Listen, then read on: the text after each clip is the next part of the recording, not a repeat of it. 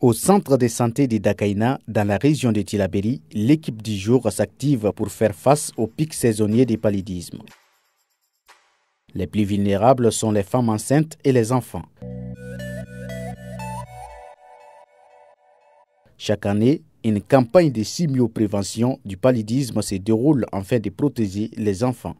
C'est des comprimés qu'on distribue pendant 4 mois, juillet, août, septembre, octobre, pour les enfants de 3 à 59 mois.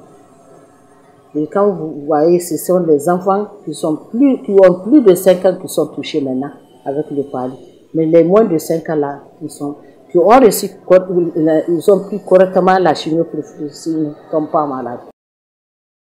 Le Niger s'investit davantage dans la lutte contre le paludisme qui constitue la principale cause de morbidité et de mortalité.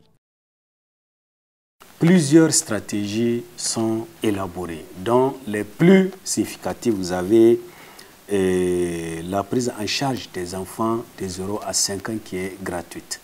Et le paludisme fait partie des premières causes des maladies qui sont prises en charge gratuitement par le gouvernement. Le Niger s'est inscrit dans la logique, en tout cas, de l'atteinte des ODD en matière de lutte contre le paludisme. Et tous les moyens aujourd'hui sont mis en œuvre. C'est la disponibilité des antipaludiens dans toutes nos formations sanitaires. Au Sahel, les travaux de recherche se poursuivent en vue de vaincre le paludisme. Dans le sud-ouest du Burkina Faso, des moustiques génétiquement modifiés ont été lâchés en juillet 2019. Lors de notre passage, 3 mois plus tard, les habitants des villages d'expérimentation s'attendaient aux premiers résultats. Le paludisme n'a pas diminué. Il y a trop de paludisme, il y a trop de moustiques. Les gens sont toujours malades. Même à l'hôpital, on trouve trop de malades.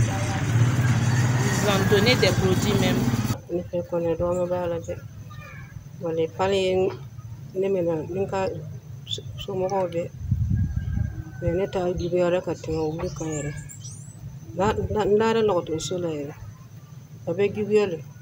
Les cas de paludisme sont courants dans cette zone souvent inondée pendant l'hivernage.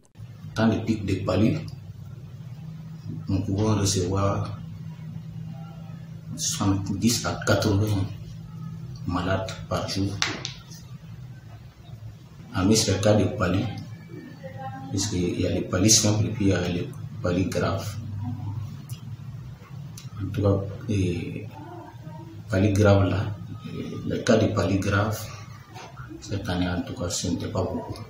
Au Mali, les chercheurs travaillent également sur ces nouvelles technologies de lutte contre les moustiques qui transmettent le paludisme.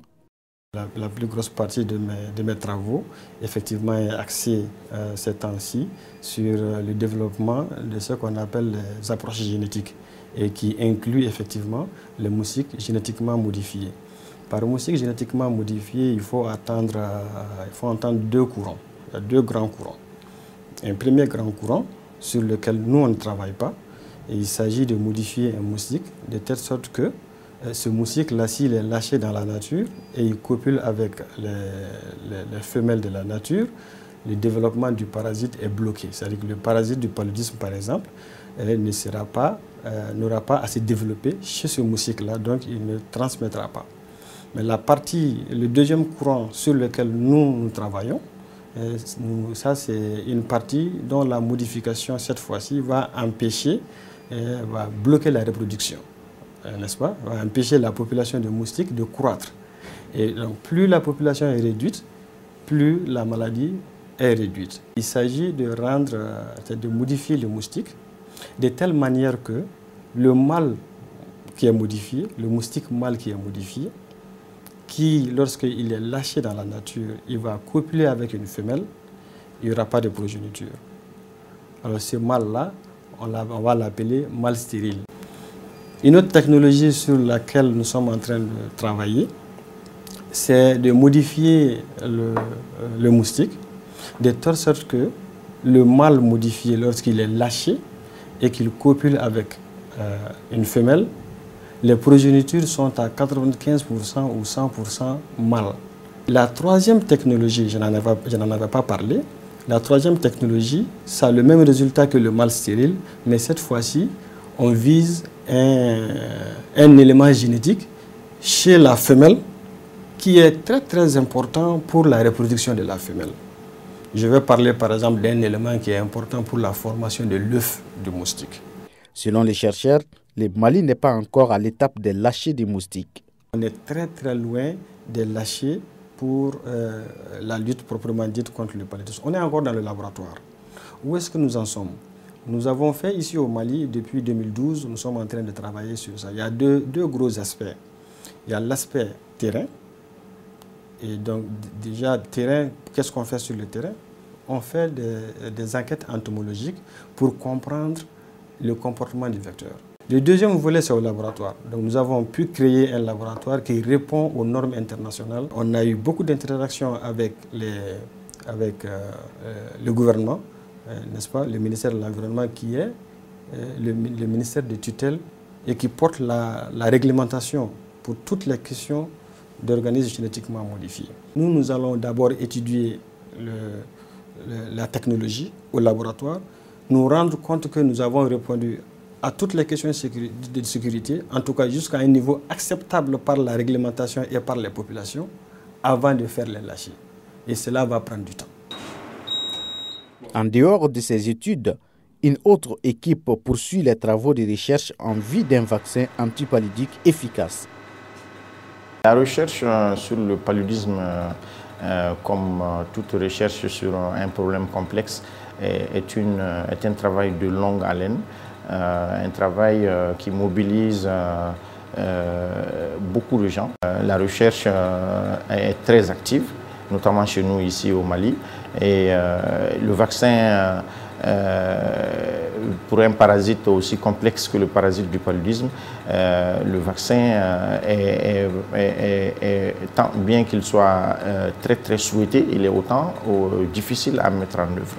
On peut quand même signaler que il y a un vaccin en cours en dernière phase d'évaluation par l'Organisation mondiale de la santé dans 3 pays, au Malawi, au Kenya et au Ghana, le vaccin RTSS.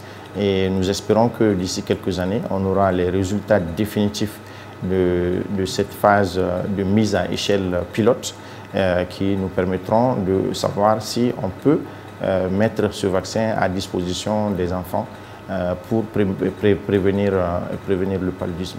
Il y a des vaccins de deuxième génération et qui sont également en train d'être testés, notamment par nos équipes ici, ou avec nos collaborateurs occidentaux, américains, nous sommes en train de travailler sur de nouveaux vaccins qui, nous espérons, pourront être plus efficaces que celui qui est le vaccin RTSS.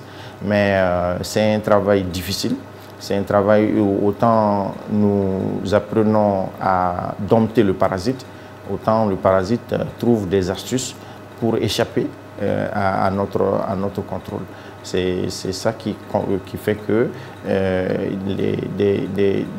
des résultats dans la durée nécessitent des efforts importants et des efforts soutenus.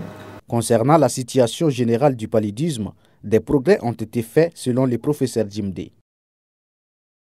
Si on compare la mortalité et la morbidité liées au paludisme, le nombre de gens qui meurent de paludisme par an, le nombre de gens qui souffrent de paludisme par an, entre 2000 et 2015, ce nombre a été divisé par 2.